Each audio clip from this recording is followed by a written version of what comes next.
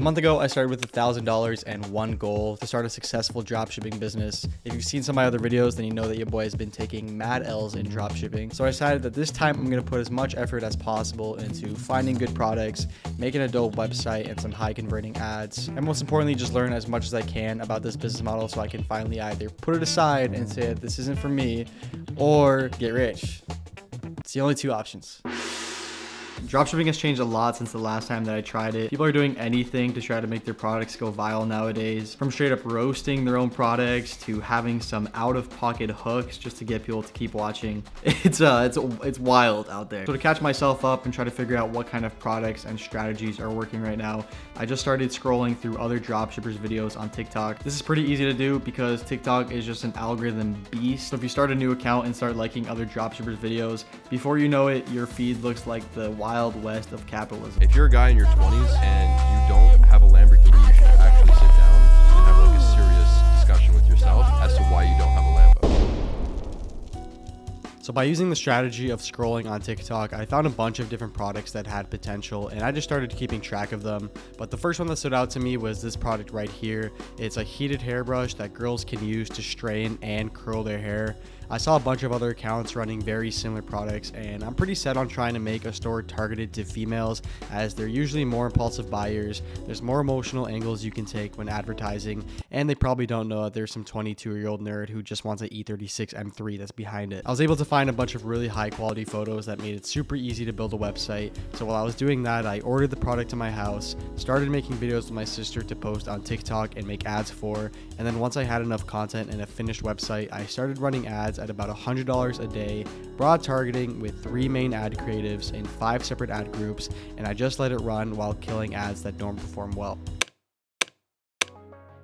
After a couple days of running ads, we've spent $433, and that gave us $249 in sales. Sometimes with the ads running, it seemed like it was going to be super profitable. Like as soon as I turned the ads on the third day, after changing some things up on the website, we got 2 sales for the first $10 that we spent, and then didn't make anything else for the next 40. Maybe I could keep testing things and try to make this profitable, but to be honest, I don't really want to waste any more time with this product. I never really liked this product after doing a little bit more research on it anyways. I recently learned that there's a way bigger brand that is running this product, and not only are they running it, they have it in stores. Even though I didn't get profitable with this product, the fact that I got 6 sales, made $250, and came pretty close to getting profitable, that makes me pretty confident that if I find something a little bit better that doesn't have a super established competitor, that we can get profitable.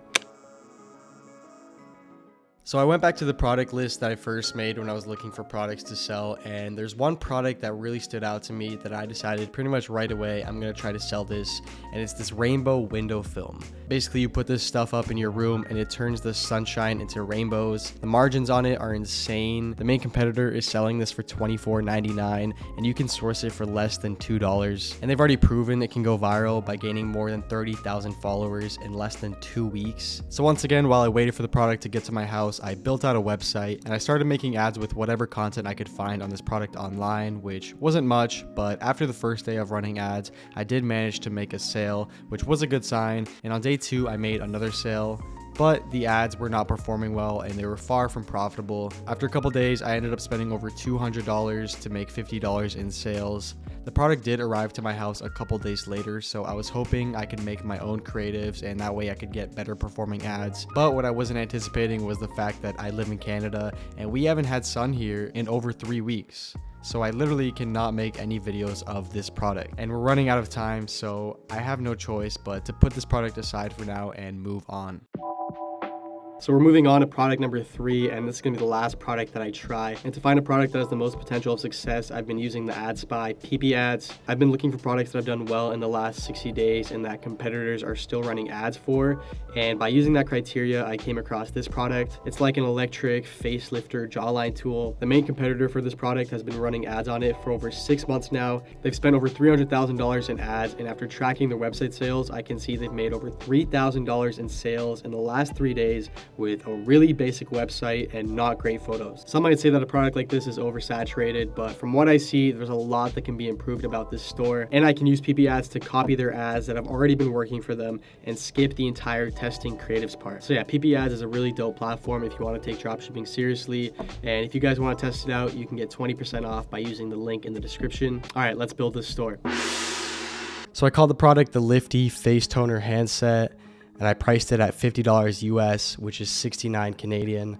The main competitor that I showed you is charging $80 US for theirs, so I think taking $30 off of their price point is hopefully going to give me an edge on them. Yeah, and I just tried to get some of the best photos I could online, and I actually had to take a couple of my own because I couldn't find that many. The biggest thing that I'm trying to do with this product page is just establish as much trust as I can with a potential customer. That's why at the very top I put try it risk-free for 90 days, free shipping, FDA cleared, and then I go into showing a high quality GIF and, showing off how the product works, all of the benefits of it. A big thing that I've heard that other dropshippers talk about is you want to focus on benefits rather than features. Most people just want to know what this product can do for them, not all the fancy tech behind it. And then at the bottom, I show the reviews. So I customize these to show the best quality reviews at the very top. I'm going to start running ads with the exact same strategy that I was using for the last two products, and let's see what happens.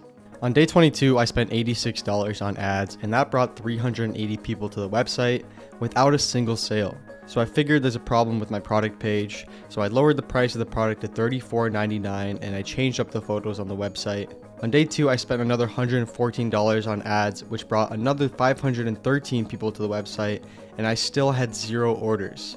At this point, I was getting pretty frustrated, so I started looking at other dropshippers for advice. Like every time you change something, it's going to perform completely differently. So like you can't scale something unless you have a replicable formula of like, okay, copy this, do that.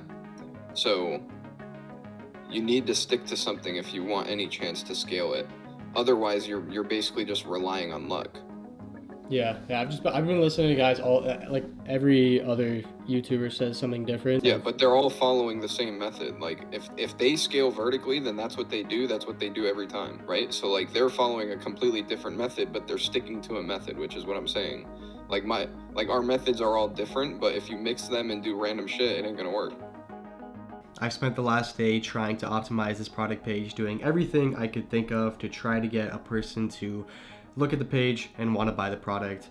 And after looking at some other dropshipper stores and seeing what they're doing, I noticed that they have way less information on their product page than I was putting on mine, which I find pretty surprising because to me, I think if you want to convert a person into a customer, you want to show them as much information about the product so they think it's legit. I don't know, I'm kind of just fighting to find something that works at this point. So yeah, we cut out pretty much everything. I have a before and after photo talking a little bit about the benefits at the top of the page, a video showing how the product works, and that's pretty much it. Other things I did to try to optimize this page, I added a bundle option. So if you buy 2, you save 10%, buy 3, you save 15. I also added a sticky add to cart at the bottom of the page. I added a little pop-up that you see right when you get onto the website that shows that the 40% discount is ending today. And then after a couple seconds of scrolling through the page, you see a little pop-up that shows that there was 180 people that were on the website recently. That just adds a little bit more of that scarcity and urgency. So yeah, maybe this is a little bit over the top, but at this point, your boy is a little desperate.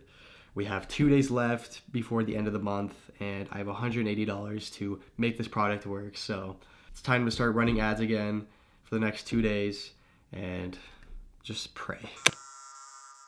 So I relaunched the ads on day 28, and surprisingly, by the end of the afternoon, I finally made my first sale. The next day, I made 2 more sales, and on the last day of this challenge, day 30, without changing anything, I made $242 from 6 sales, which was my first profitable day dropshipping. And that brings us to the end of the month. The beard had to go. In the end, we ended up making $630 off of the 3 products. Now, is that a success? Not quite, because we ended up spending more than $1,300 on the product cost, the ads, and other fees. But I've tried dropshipping multiple times over the past couple years, and this is the first time I've ever had a profitable day. That's left me more motivated and inspired than ever to try to make this thing work and make my money back from all the failures. So we'll see how that goes, but that's it for now. Thank you for watching this video. Subscribe if you haven't already, and we'll see you in the next one. Peace.